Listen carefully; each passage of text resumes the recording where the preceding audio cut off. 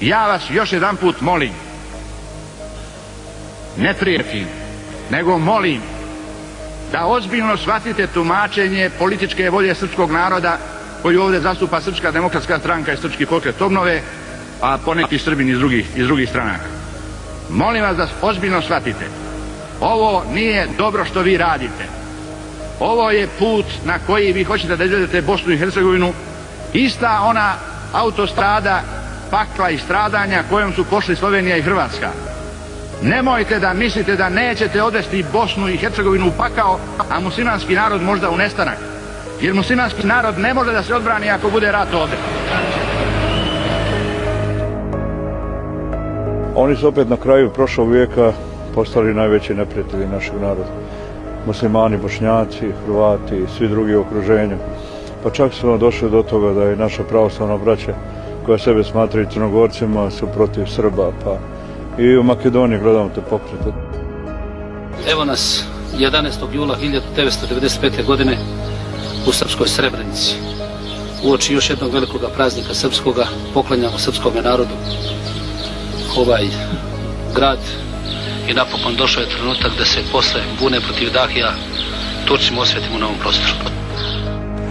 Ovaj grad ne smije dozvoliti dodatnu islamizaciju. Pustite vi te priče, isti smo ljudi, nismo ista vjera.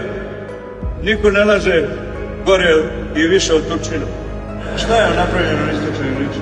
Samo je omogućeno da muslimani koji stanu, da?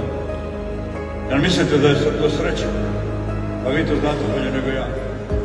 Gdje su useli jedan, to je ko amebe pa se useli.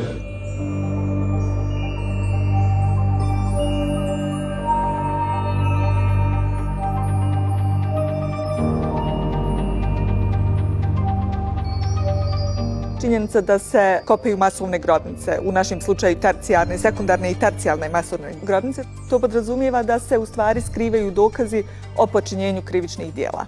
Tako da je tokom cijelog procesa izvršenja genocida prisutno poricanje. Ali kada se završe ove prethodne faze, uključujući istrebljenje članova skupine, progon i tako dalje, onda se nastavi proces poricanja genocida kako bi se u stvari oslobodilo od odgovornosti poricanja genocida. Tako da je onda to posljednja faza koja uvijek slijedi genocid, kako govori Stanton, koja je nadahnuta onim ciljevima koji su u stvari inspirisali počinjenje genocida i koji je jedan od najsigurnijih indikatora budućih genocida, jer proces nije okončan i to je ono što u stvari predstavlja najopasniji element procesa poricanja genocida.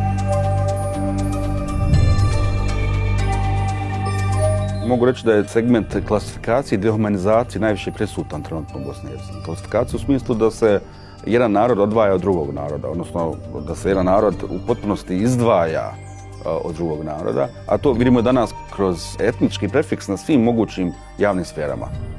Od srpskih šuma do srpske vode i svega ostalog, što je jako primjetno i od čega se ne odustaje. Zatim u raznim opštinama ili raznim drugim javnim objektima imate situaciju da nailazimo na fotografije ili slike ili na neki drugi način ljude koji su bili povezani ili koji jesu bili već optuženi i osuđeni za ratne zločine.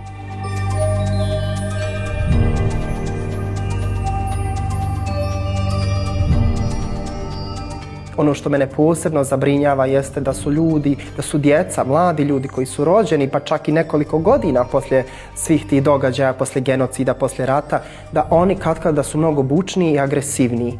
To je ono što me plaši. Ono što je vrlo ironično i sarkastično, da imamo generacije koje su izravno učestvovale u tim događajima i da su oni donekle sad blaža verzija ili čak i pozivaju na neki suživot, na neki dijalog, govore o posljedicama rata, ali nažalost mladi ljudi, to su obično tinejdžeri, zaista me kad plaši ta njihova interpretacija prošlosti, ti poklici na zlo.